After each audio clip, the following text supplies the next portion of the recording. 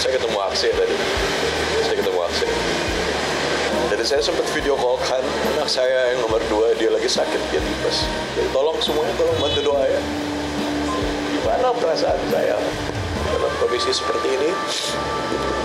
Lihat anak saya di rumah sakit. Pasti kan dia shock banget, dia trauma banget juga ngeliat situasi kayak gitu, lagi di atas motor berdua, tiba-tiba yang nyupir omnya di depan itu langsung dipukul. Saskia Mika cemaskan kondisi mental putri keduanya Kala Madali yang menyaksikan secara langsung peristiwa penganiayaan atau pemukulan yang dialami oleh Faisal, salah satu karyawannya saat mengantarkan Kala ke sekolah. Peristiwa tersebut terjadi ketika Kala bersama Faisal mengendarai motor. Namun di tengah perjalanan bertemu dengan pemotor yang lawan arah dan hampir menabrak keduanya. Faisal pun spontan membunyikan klakson. Tapi naas pemotor justru marah dan tak terima, langsung menganiaya Faisal sampai helmnya hancur. Sebenarnya aku lebih concern juga ke traumanya Kala sih gitu, karena pasti kan dia shock banget, omnya di depan itu langsung dipukul, langsung jatuh dari motor. Faisalnya sih tadi ngerasa ada sakit di bagian pinggang karena kan tadi langsung tersungkur jatuh tuh. Jalanan itu adalah ranah publik ya, bukan cuman punya satu pihak tertentu gitu. Jadi kita harus menjaga kenyamanan kita bersama dalam mengendarai kendaraan gitu. Jadi apapun yang terjadi di jalanan tuh harusnya bisa diobrolin baik-baik gitu ya, bukan dilakukan dengan emosional. Dan harus disadari apalagi di situ ada anak kecil gitu ya. Ironisnya lagi, usai melakukan aksinya, pelaku langsung kabur dari lokasi. Saskia yang mengetahui hal ini pun geram, apalagi membuat Kala syok dan tremor. Ditambah kondisinya saat ini sedang jauh dari anak-anak, lantaran umroh bersama sang suami Hanung Bramantyo. Pastinya sedih, tapi buat aku lagi di tempat terbaik untuk minta pertolongan sama Allah, karena baik anak, harta, atau apapun kan semuanya bukan milik aku ya, jadi emang aku cuma dititipin sama Allah, jadi walaupun aku lagi jauh, ya aku balikin lagi sama Allah hari ini. Aku tahu buat dia nih hari ini cukup memukul dia, dan ternyata pas kejadian dia juga memilih buat nggak nelfon aku sama Mas Hanung, karena dia bilang takut bikin aku sama Mas Hanung khawatir, dan dia kan langsung sekolah. Gurunya ternyata dia nggak ceritain, temen-temennya nggak dia ceritain gitu, jadi dia mendam rasa sendiri. Taunya tadi pas dijemput sama kakaknya sama Mas Budi ke sekolah, pas lewat jalan itu dia nutup mata, terus sampai rumah mbaknya bilang, "Ayah, Kala pojok nih lagi nangis."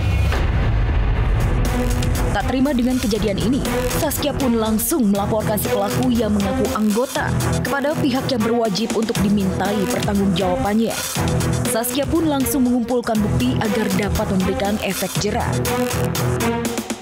Alhamdulillah udah, terus banyak banget yang ngebantu. Jadi jujur aku di sini terharu banget karena aku lagi jauh, tapi kayak banyak banget orang yang bilang udah kita bantuin, kita urusin, kita apa gitu. Jadi aku sama Mas Hanung jadi ngerasa dari tadi kita kayak ya Allah banyak banget ya, Allah tuh kayak udah tenang aja, nggak usah terlalu pusing gitu, karena banyak banget orang yang mau ngurusin gitu. Enggak sih, kalau aku emang cuma bantuin Faisal buat buka jalan, buat dia ketemu sama pelakunya, supaya pelakunya juga belajar kalau orang kan kita namanya di jalan, kita harus saling ngehargain satu sama lain, nggak bisa main hukum sendiri ya, biar valid visum ya, karena kan tingkat sakit orang beda, mungkin dia ngerasanya seperti apa, taunya hasil dalamnya seperti apa, jadi aku nggak bisa jawab terlalu banyak karena aku nggak di sana.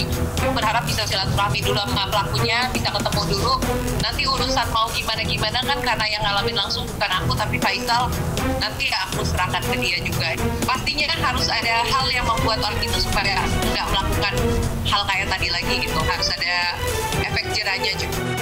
Mudah-mudahan cepet pulih juga buat pengasuhnya, buat mas-masnya atau siapapun yang ada di luar sana yang berkendara, hati-hati, tolong aturannya, jangan sampai menyimpang aturan, karena kan keselamatan ini tuh perihal nyawa manusia gitu loh. Apalagi ini anak kecil yang mau sekolah, mau menuntut ilmu. Mudah-mudahan sih ada hukuman juga untuk pengendara motor yang lawan arah itu ya. Mudah-mudahan jadi pelajaran juga nih buat semuanya. Beruntung usai kejadian semua keluarga termasuk Bumi Anak sambung Saskia datang menjemput Kala, sekaligus berikan support agar mentalnya kembali stabil. Ya aku sebagai ibu lagi sedih aja nggak bisa nemenin anak di situ. Tapi ya nggak apa-apa lah, insya Allah Kala bisa tumbuh jadi anak yang mentalnya jadi lebih kuat lagi. Tadi juga langsung bilang pengen les taekwondo lagi karena ngeliat situasi gitu bahwa oh ternyata ilmu bela diri itu penting banget dimiliki sama seseorang, dia jadi paham itu juga. Jadi kita coba ngobrol dulu, aku ajak ngobrol dulu nanti sama Kala, dan tadi sih kita udah ngomong udah besok bawa mobil aja lah ke kantor, diantar aja gitu biar ke sekolahnya nggak kejadian lagi gitu. Tapi ya mungkin itu untuk temporer aman lah ya maksudnya.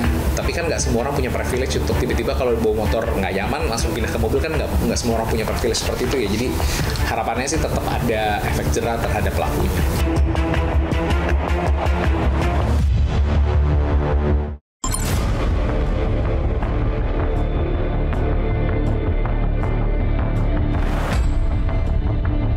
Sinetron Nadia Almira tiba-tiba jadi perbincangan warganet.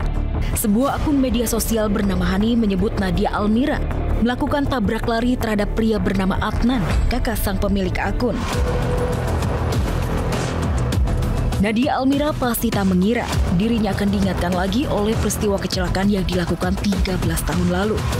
Dalam curhatannya, pemilik akun Hani menceritakan kronologis Adnan, kakaknya, ditabrak mobil Nadia. Kecelakaan itu terjadi pada pukul 1:30 dini hari. Kakak saya ditabrak mobilnya dengan posisi ngebut dan posisi kakak saya terseret di dalam mobil lumayan jauh. Mobilnya berhenti setelah menabrak beton jalan dan hancur bagian depan. Akibat ditabrak mobil Nadia Almira, kondisi Adnan kritis dengan luka di sekujur tubuhnya dan pembuluh darah di kepalanya pecah. Pada saat itu Nadia Almira berjanji akan bertanggung jawab sepenuhnya atas kecelakaan yang disebabkan olehnya, serta memberi uang 185 juta rupiah. Hal itulah yang membuat keluarga korban Adnan tidak melapor ke polisi. Tapi janji tinggal janji. Nadia yang saat kecelakaan masih berstatus lajang hingga menikah dan punya anak, tak kunjung menepati janjinya. Padahal untuk biaya pengobatan Adnan mencapai ratusan juta rupiah. Alhasil keluarga Adnan pun sangat kecewa. 13 tahun berlalu kondisi Adnan tak kunjung membaik, bahkan malah semakin memprihatinkan. Karena dari luka dan cedera berat yang dialami, Adnan kini mengalami meningitis dan kista otak yang membuat kondisinya sangat memprihatinkan. Kondisi Adnan yang memprihatinkan berdampak kepada ibundanya yang mengalami stroke karena tak kuat menghadapi penderitaan anaknya. Mau kita di jalan, mau kita dalam berkendara, itu semua ada aturannya, ada hukumnya. Kita melakukan hal yang sifatnya juga bisa menyakiti orang lain, secara fisik maupun tidak, itu pun ada undang-undangnya gitu. Jadi ya itu selalu kita ingatlah bahwa apapun yang kita lakukan itu bisa jadi mempunyai resiko hukum.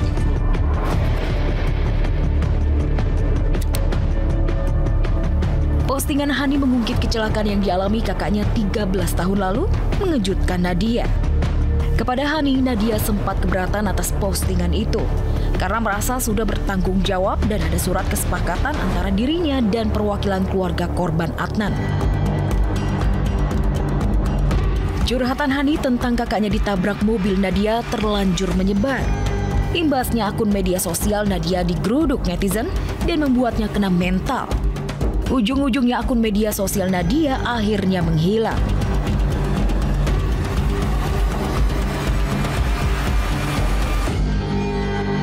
Kalau salah ya harus bertanggung jawab, jangan menghilang bagaikan ninja. Nadia Almira ditunggu untuk bisa merespon dengan segera dan harus bertanggung jawab agar permasalahannya selesai sampai tuntas. Sementara itu pemirsa, kita juga ikut mendoakan dan juga mensupport ya, semoga lekas pulih psikis anak dari Zaskia Adia Meka yang terguncang karena melihat aksi penganiayaan secara langsung.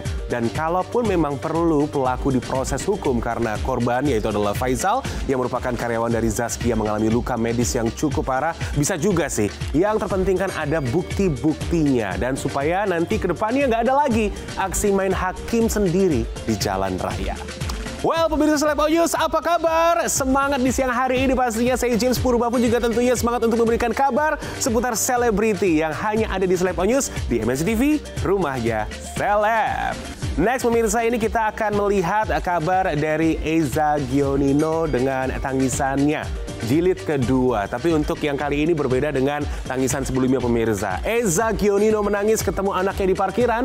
Sementara itu juga ada Meiza Aulia sang istri yang tidak banyak bicara saat face to face dengan Eza di pengadilan setelah sebulan menghilang. Langsung saja pemirsa, tanpa berlama-lama kita langsung ketahui kabar selengkapnya. Check it out.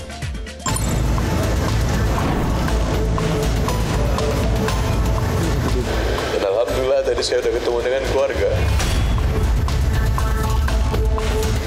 Anak saya kondisinya tidur tadi. Jadi saya cuma bisa ngeliatin wajahnya. Saya perhatiin wajahnya. Walaupun hanya sebentar, lumayan lah. Eza Gionino kembali menangis saat menceritakan pertemuannya dengan anak istrinya, Meiza Aulia Korita atau Echa, usai menjalani sidang cerai perdananya yang beragendakan mediasi di Pengadilan Agama Cibinong. Sebulan lamanya Eza memendam rasa rindu yang mendalam terhadap istri dan ketiga anaknya. Mirisnya dengan berlinang air mata, Eja mencurahkan kesedihannya saat tahu kondisikan putra keduanya tengah dirawat di rumah sakit akibat tipes. Saya nggak bisa jelasin apa-apa di saat saya ketemu anak-anak. Mereka segalanya buat saya. Saya ketemu Akse tadi. Jadi saya sempat video call kan anak saya yang nomor 2, dia lagi sakit, dia tipes. Jadi tolong semuanya, tolong bantu doa ya. Gimana perasaan saya dalam kondisi seperti ini? Melihat anak saya di rumah sakit. Mudah saja bagimu. Kesedihan dan penyesalan terlihat jelas di wajah Eja. Menghadapi kenyataan si anak terbaring sakit dan rumah tangga yang sudah dibangun 7 tahun berada di ambang perceraian. Pasalnya sidang mediasi Senin siang kemarin menghasilkan beberapa kesepakatan di antara Eja dan Echa. Salah satunya sepakat cerai. Waktu berjalan. Ini sidang saya pertama setelah 1 bulan lebih. Akhirnya saya bertemu dengan seseorang yang saya sayangi, ya. Tolong lanjutin. Sakit, tapi tak pernah sesakit ini. Hari ini adalah sidang pertama. Sidang pertama itu panggilan. Setelah itu kami sudah mediasi dan hasil mediasinya adalah berhasil sebagian. Jadi sudah ada sebagian kesepakatan, sepakat untuk perceraian juga, ya, sepakat untuk hak asuh anak ada di Mbak Echa atau klien kami, dan juga terkait nafkah anak juga.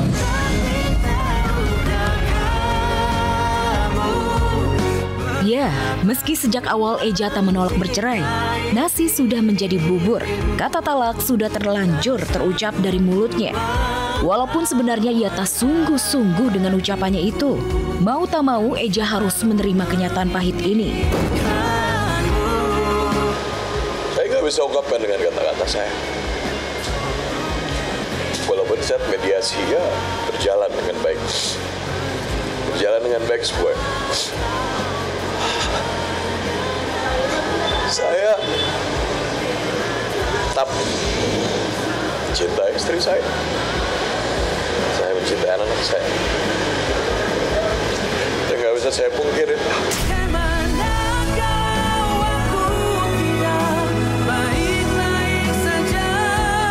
Talak itu tetap sah, jatuh meskipun niatnya hanya memberi pelajaran, bercanda atau marah. Jadi kata Rasulullah SAW itu, ada 3 perkara, seriusnya dianggap serius dan bercandanya pun dianggap serius. Itu nikah, talak, dan rujuk. Kita jangan main-main dengan kalimat talak itu. Lantas apa yang membuat Echa bersikukuh untuk bercerai dari Eza? Mungkinkah Echa sangat kecewa dengan ucapan Eza yang telah memberikan talak 1? Sehingga ia angkat kaki dari rumah dan membawa anak-anaknya pergi. Bahkan sempat memutuskan komunikasinya dengan Eja. Permisi ya. Maaf ya teman-teman, doain Bentar aja. ya.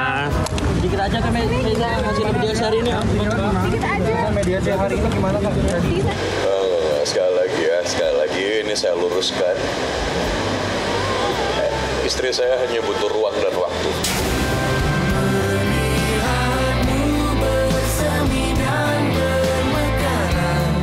Saya sebagai manusia jauh dari kata sempurna. Jadi saya mohon tolong teman-teman semua di luar sana tolong doakan kami.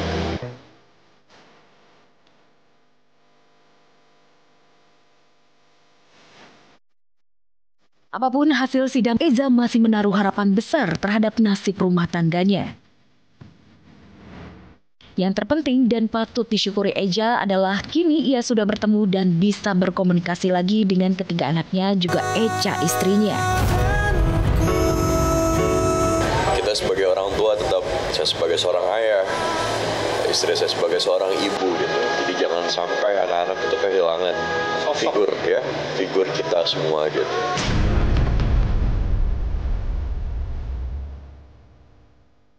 Ya namanya hati bisa dibolak-balik Pak.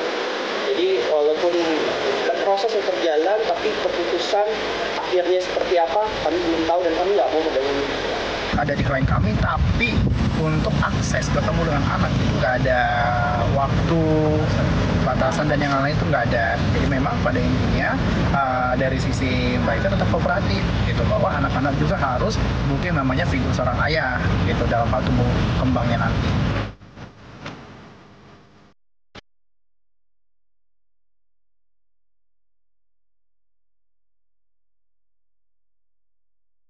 Sekarang saya janda Mbak, tapi menuju nggak janda nih. Kelihatan nggak aura-aura calon pengantinnya?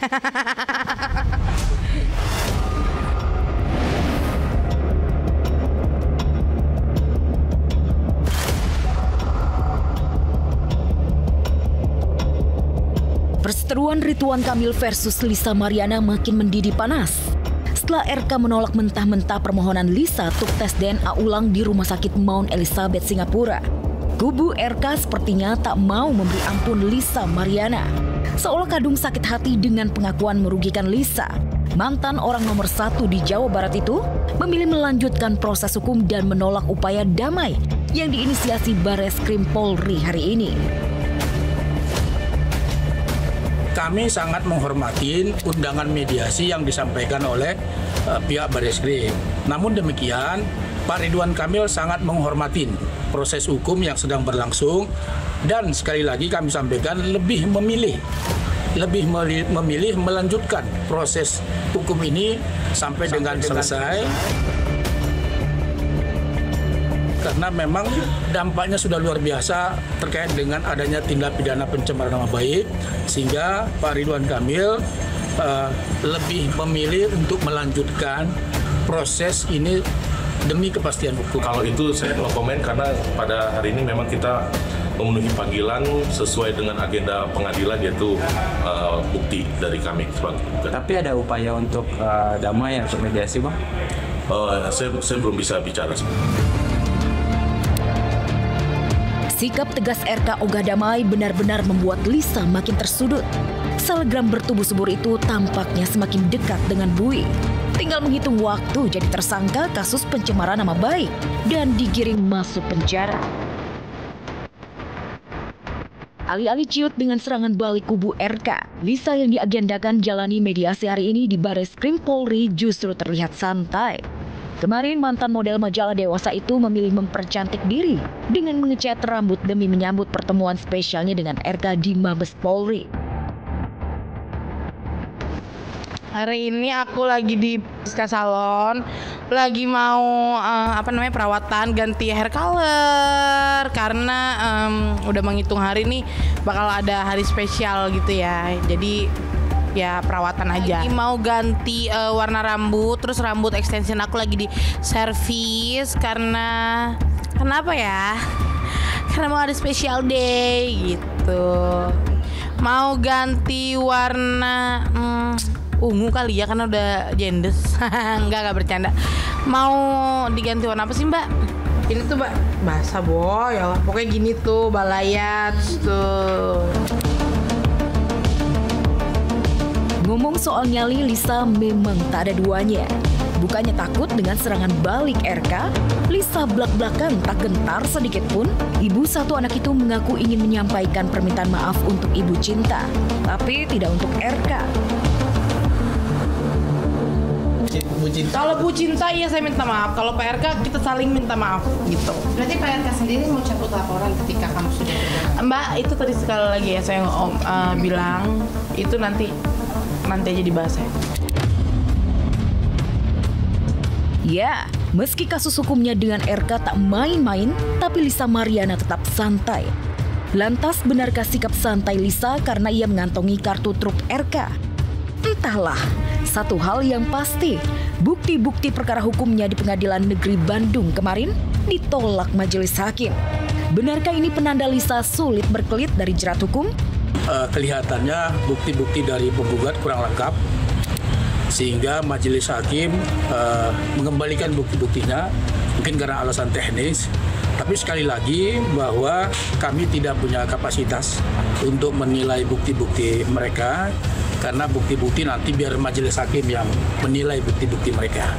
Jadi minggu depan nanti akan ada berikutnya untuk bukti-bukti dari mereka, karena tadi itu bukti-buktinya untuk sementara dikembalikan oleh majelis hakim karena alasan teknisnya karena tidak lengkap kira-kira begitu. Lepas dari kasus hukumnya dengan RK, saat ini Lisa tengah dimabuk asmara dengan pacar barunya Andre. Bahkan seolah sudah mengubur dalam-dalam mimpinya jadi nyonya RK, Lisa siap membuka lembaran hidup baru bersama pacar blondongnya Andre. Kita bikin romantis. Sekarang saya janda Mbak, tapi menuju nggak janda nih. Kelihatan nggak aura-aura calon pengantinnya?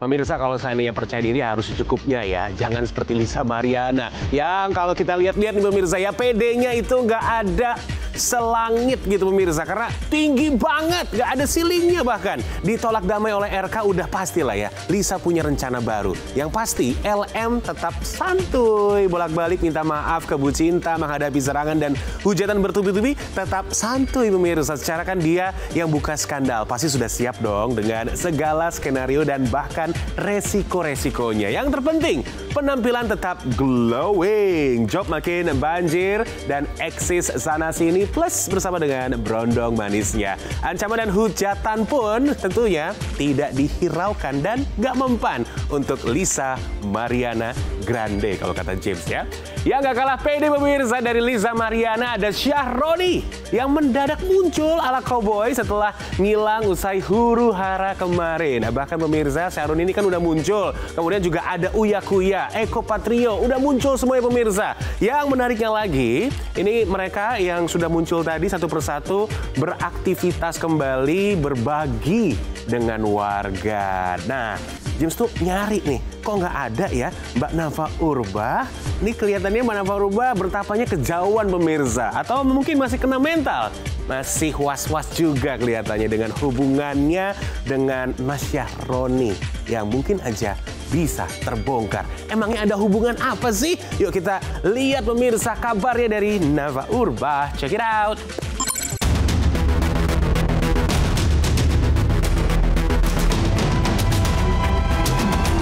Hampir sebulan menyembunyikan diri dari perhatian publik pasca rumahnya di Tanjung Priok jadi sasaran penjaraan massa, Ahmad Syahroni tiba-tiba muncul di acara Munas Ikatan Motor Indonesia baru-baru ini. Semua yang saya hormati Ketua Umum 2020-2025, calon Ketua Umum Bapak Moreno Suprapto, para senior, para teman-teman sejawat. Muncul secara daring penampakan Syahroni mendapat sorotan publik. Se-Indonesia, saya pertama-tama ucapkan permohonan maaf karena tidak bisa hadir secara langsung dan mengucapkan terima kasih atas kerjasamanya selama ini. Dan mohon maaf kalau memang ada kekurangan yang telah saya perbuat, baik secara langsung dan tidak langsung kepada semua pihak. Terima kasih Pak Ketua Umum. Sekali lagi salam hormat semuanya. Belum diketahui pasti di mana keberadaan Sahroni saat memberikan sambutan secara daring itu. Namun kemunculan sosok Sahroni secara daring memantik beragam komentar warganet. Di antara komentar warganet ada yang mengkritis ucapan Sahroni yang tidak meminta maaf kepada rakyat Indonesia.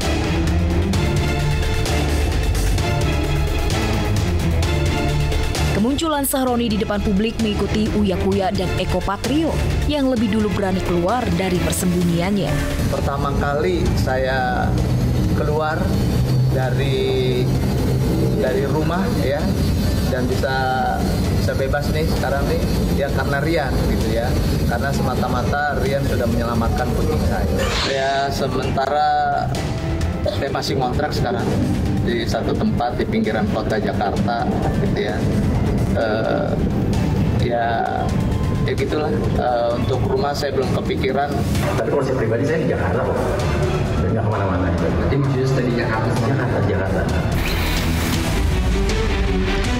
Bahkan meski dinonaktifkan sebagai anggota DPR RI, Uya Kuya dan Eko Patrio mulai rajin lagi membagikan video aktivitasnya pada akun media sosial masing-masing. Mereka seperti sudah move on dan mengikhlaskan peristiwa pahit di penghujung Agustus lalu.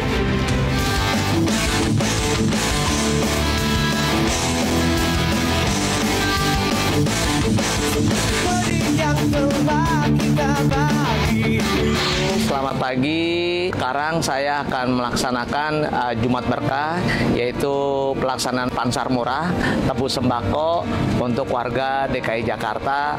Ada berbagai titik, baik hari ini, besok, maupun juga lusa gitu ya.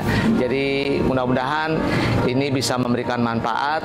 Tebus sembako hanya 5.000 bisa mendapatkan beras 5 kilo, gula 2 kilo, lalu juga ada teh, lalu ada minyak 1 liter gitu ya. Ya mudah-mudahan ini bisa manfaat. Eko pulihkan kepercayaan dengan membuka pasar murah untuk warga. Sementara Uya Kuya mulai berbagi dan kembali fokus membela tenaga kerja Indonesia. Yang teranyar, Uya bersama istrinya Astrid mengurus pemulangan jenazah seorang pekerja imigran Indonesia dari Hong Kong ke Jember.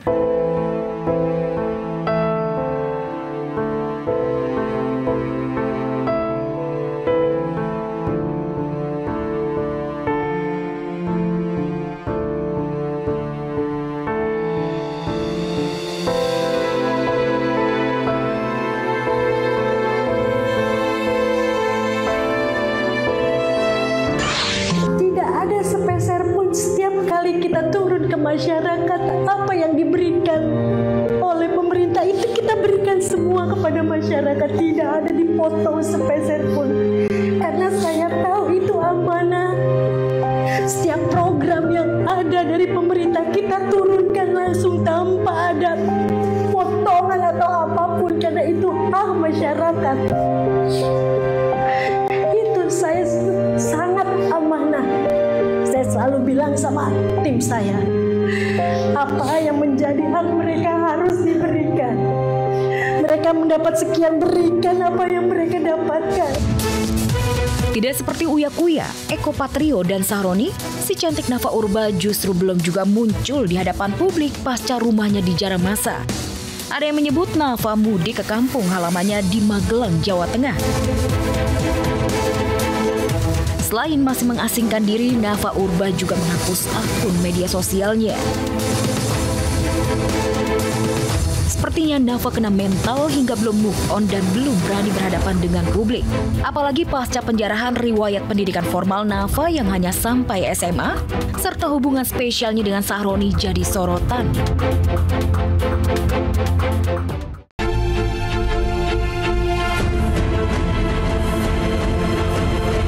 Siapa sih yang tak kenal diva dangdut Inul Daratista? Dari kalangan pejabat hingga masyarakat, biasa pasti kenal dengan diva dangdut yang satu ini.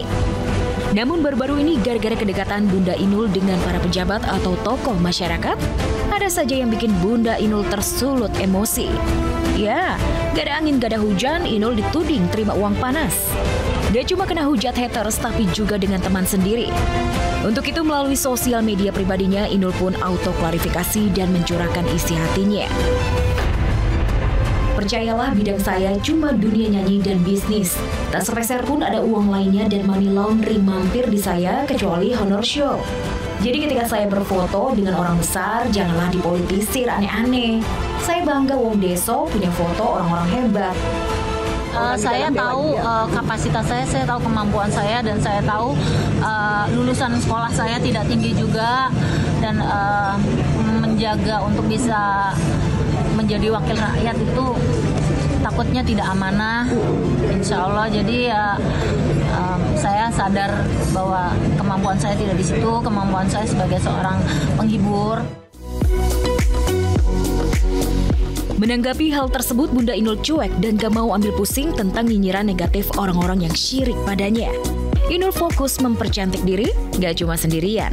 Inul juga mengajak Mas Adam jalani terapi stem cell di Semarang.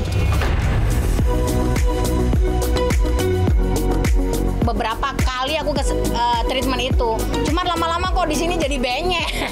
Jadi nggak usah lah. Sekarang aku treatment stem cell aja lah dulu gitu. Agak lumayan kenceng dikit gitu. Belum operasi. Doain ya nanti aja kalau udah udah mulai kisut-kisut lah baru.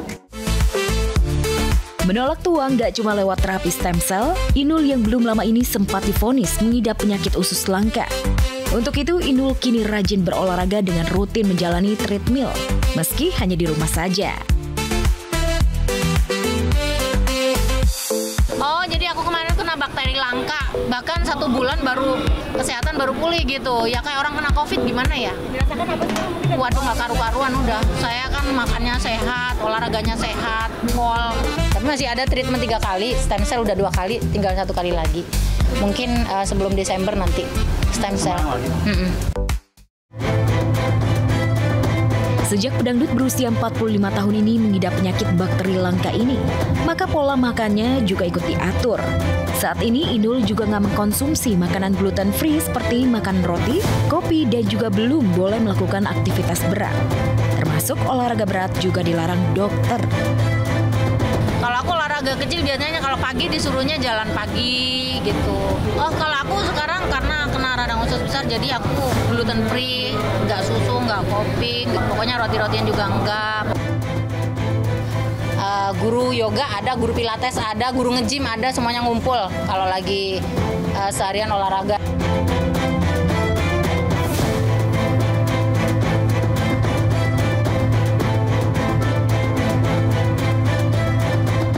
Pada intinya pemirsa, kalau kita mungkin ya mau tetap terlihat muda dan menolak untuk tua itu banyak banget pilihannya. Kalau Bunda Inul anti oplas tapi pilih terapi stem cell berdua nih dengan Mas Adam. Sweet banget kan? Tapi ya pemirsa, ngomong-ngomong kan stem cell ini pakai uang halal ya. Cuannya itu hasil dari kerja keras, bukan dari uang panas. No. Pemirsa Celeb Ojus, jangan lupa ya untuk terus saksikan Celeb Ojus hari Senin sampai Jumat jam 11 siang hanya di MNC TV, rumahnya Celeb. Saya James Purba pamit. Have a nice day pemirsa. Bye-bye.